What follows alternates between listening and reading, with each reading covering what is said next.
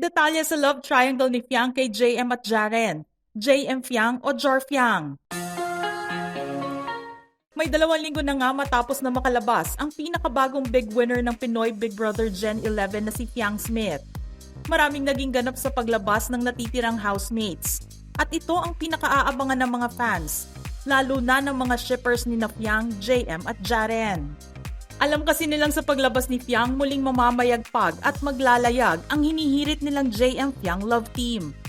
Marami nga ang natuwa nang muling magkita sina JM at Fiang sa finale night ng PBB at kinilig ang mga fans nang magkayakap muli ang dalawa sa unang pagkakataon sa outside world.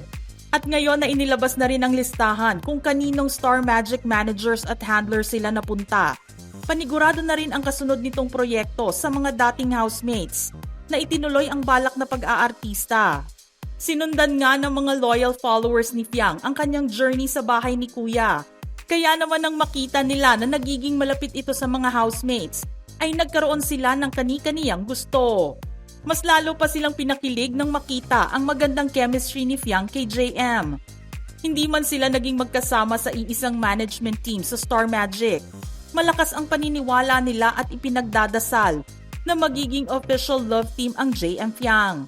Naghihintay na lang ang mga ito ng announcement mula sa management ng network kung kailan gagawing opisyal ang JM Fiang love team. Kita naman ng mga fans na mas malakas ang paglayag ng JM Fiang ship dahil sa pagkumpirma ni Fiang sa kanyang social media page kung sino ang lalaking nasa larawan na nakalagay sa likod ng kanyang cellphone. Marami ang humuhula noon na ang ex-suitor niya ang nasa litrato. Pero inamin ni Fiang na si JM ang nakita ng mga followers niya. Isa pang nagpalakas sa pagpapakilig ng JM Fiang ay ang makita silang dalawa na magkasama sa isang coffee date.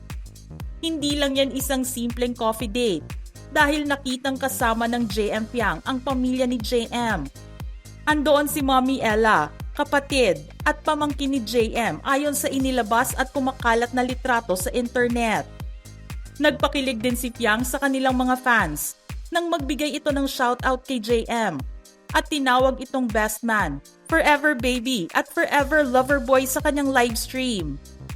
Umaasa din ang mga fans na mauwi sa totohanan ang kanilang ship dahil green flags lang ang nakikita nila kay JM. Nagawa rin kasi niyang mapagsabihan si Fiang sa loob ng bahay ni Kuya kapag napapansin nito na nag-iiba na ang kilos niya. Para na rin kasi sa ikabubuti ni Fiang ang ginagawang paggabay ni JM sa kaibigan. Hindi rin magkamayaw ang mga JM Fiang shippers dahil noong gawin ang reunion ng PBB Gen 11 housemates, nagpakita ng isang TikTok video ang dalawa. Ang kanilang kauna-unahang short dance video collab sa social media. Kaso para sa mga fans ng Jar Fiang, green flag din si London Boy para sa kanila. Nakita rin naman kasi ang closeness nila ni Fiang sa loob ng bahay ni Kuya at kung paano tratuhin ni Jaren si Fiang.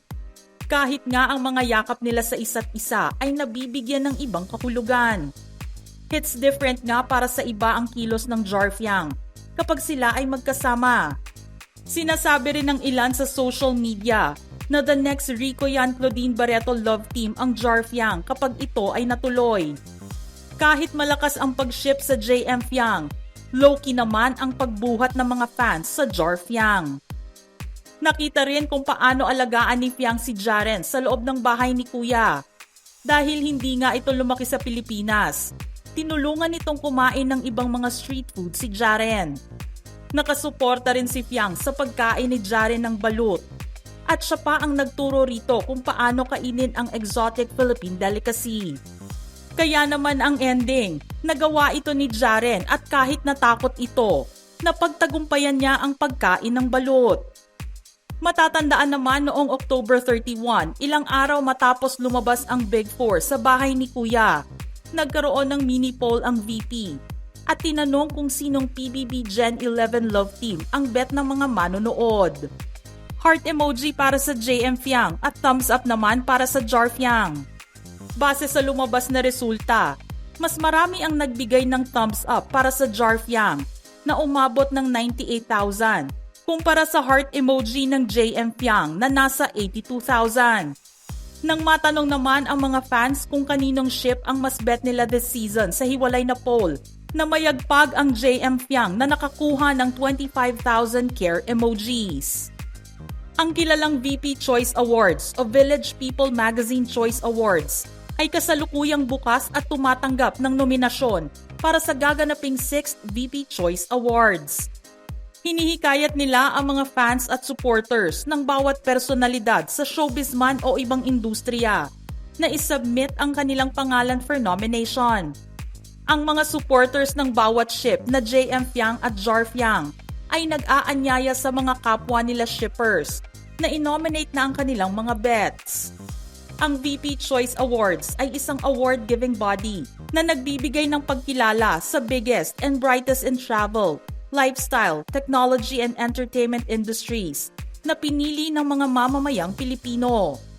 Makikita naman na pasok bilang nominee sa VP Choice Award ang JM Fiang at Jar Fiang sa ilalim ng mga kategoryang Love Team of the Year at Fandom of the Year. Nabasa rin ang mga pangalan ni na JM Ibarra at Jaren Garcia bilang Male Promising Star of the Year at si Sophia Smith bilang Female Promising Star of the Year.